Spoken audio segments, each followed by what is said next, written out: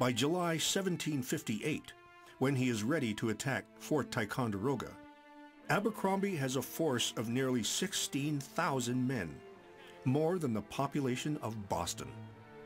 This will be a fully allied effort, provincials fighting alongside British redcoats.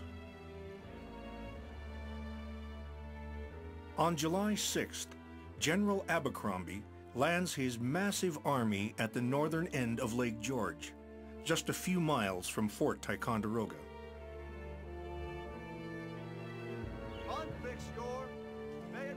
Then he halts to regroup and waits a full day.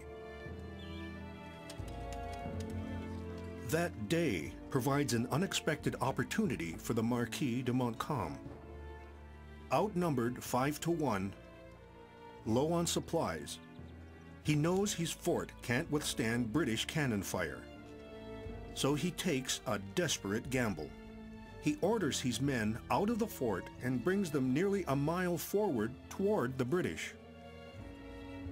At the top of a hill, he builds a defensive wall of felled timbers. In front of the wall, Montcalm orders a barrier of sharpened treetops, an abattis.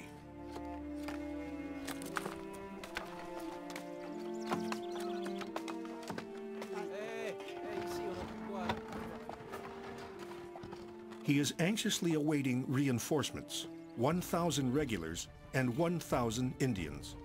But they don't arrive in time, and this will be the first major action of the French and Indian War in which no Indians will fight on the French side. Thy kingdom come, thy will be done, on earth as it is in heaven. Finally, on July 8th, General Abercrombie prepares to move his men forward in a frontal assault.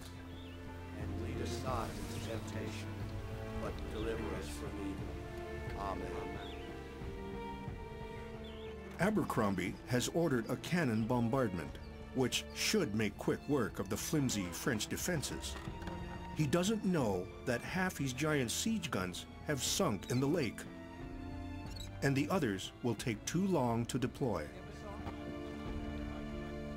To the front, march! Recover your arms! To the quick time, march!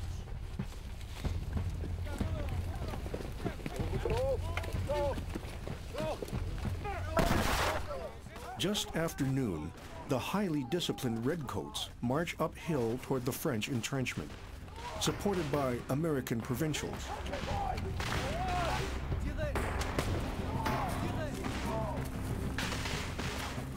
Montcalm's improvised defense proves remarkably effective.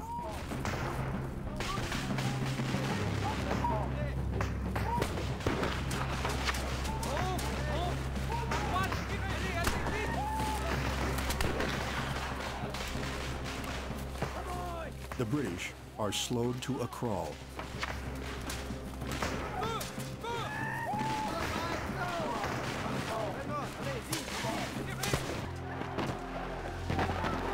As the British begin their assault, French muskets pin them down under withering fire.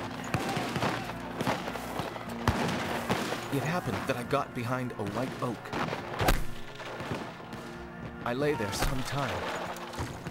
A man could not stand erect without being hit, any more than he could stand in a shower without having rain fall upon him.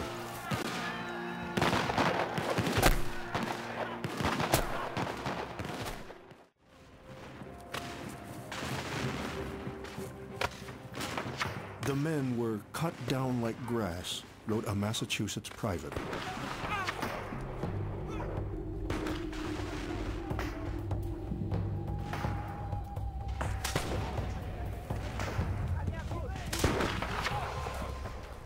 The ground was strewed with the dead and dying. A man could not stand erect without being hit, for the balls came by the handful.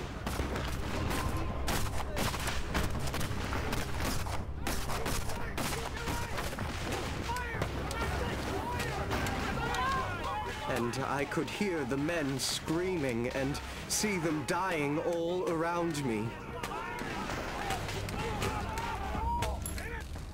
The attacks carry on all day.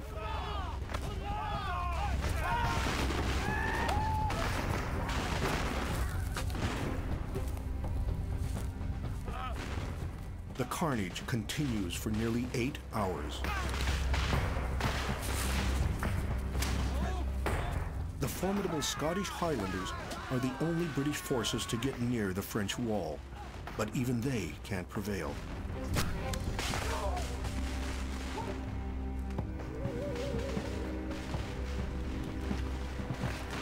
Before it's over, the British and Provincials will lose nearly 2,000 dead or wounded. Montcalm's casualties are only 380.